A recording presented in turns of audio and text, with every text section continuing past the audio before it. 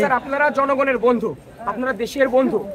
বাংলাদেশের জনগণ একটি মাত্র ইউনিটের প্রতি ভাইয়ের মতো মাকে যেমন সম্মান করে শ্রদ্ধা করে, বাংলাদেশ সেনাবাহিনীকেও এই বাংলাদেশের জনগণ সেইভাবেই শ্রদ্ধা করে।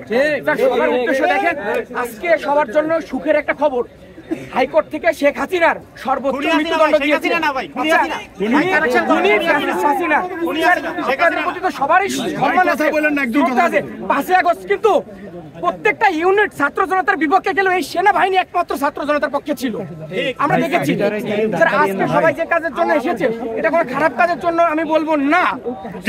এসেছে, এটা ছিল একটা ফ্যাসিস্ট, এবং সর্বপ্রথম বাংলাদেশের যে ফ্যাসিস্ট ছিল বঙ্গবন্ধু শেখ মুজিবুর রহমান, সেই মুজিবের তীর্থস্থান এটা, আওয়ামী লীগের তীর্থস্থান এটা। সেই তীর্থস্থানকে মানুষ গুড়িয়ে দিতে এসেছে। শেখ হাসিনা মিনিস্টার যদি ফাঁসি না হয়, এইটা যদি গুড়িয়ে এখানে প্রস্তাবখানা টয়লেট বানাইতে পারে, তাহলে এই জনগণ বেশি খুশি হবে।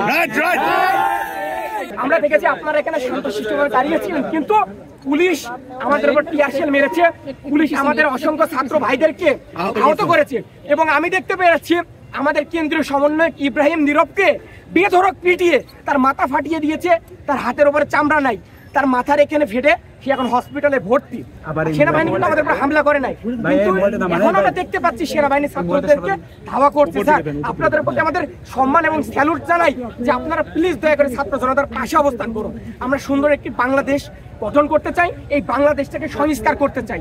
আওয়ামী লীগ বাংলাদেশকে যেভাবে সেট আপ দিয়েছিল, সেটার আমরা পরিপূর্ণ পরিবর্তন চাই।